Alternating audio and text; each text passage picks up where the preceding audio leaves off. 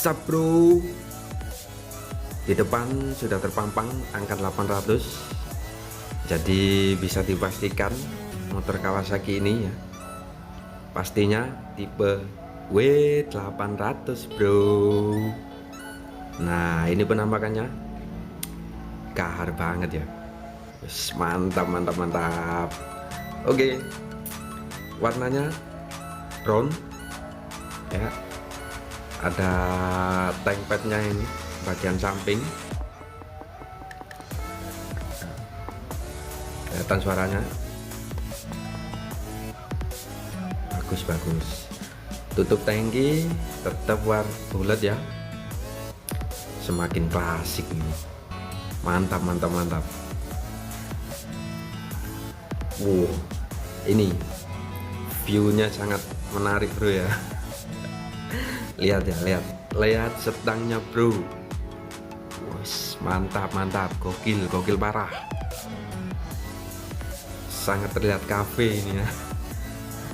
Speedo tetap menggunakan yang klasik ya, biar dipandang itu enak, tetap enak bro. Oke, tetap terlihat klasik ya, gripnya. Tutupnya ini bulat. Bagian lampu, mantap sekali bro. Sudah pakai LED ya lampunya, lampu depan bisa dilihat itu. Nah itu lampu LED-nya. Dari selebor sudah kecil ya, menambah warna klasiknya. Cakramnya lebar, kaliper pakai Tokicho, ban pakai Dunlop ya, K300F GP, ukurannya 100/90 ring 18, jadi biar kelihatan gede ya. Oke, mantap. Mesin masih sama. Nah ini bro, joknya ini ramping banget bro, mantap sekali coy.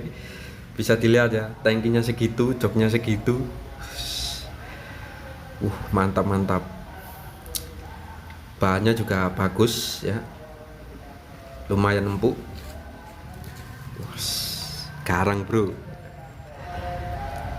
Oke, lampu belakang ya, V-Smile ya, smile bro. Knalpotnya ini ya, dari belakang itu kelihatan sangat garang bro, lebih terlihat blar. Oke, belakang remnya tetap cakram ya, tapi sangat bagus sekali ya, rapi. Ini reservoir minyak rem, mantap sekali ya, nggak bisa berkata apa-apa ini ya.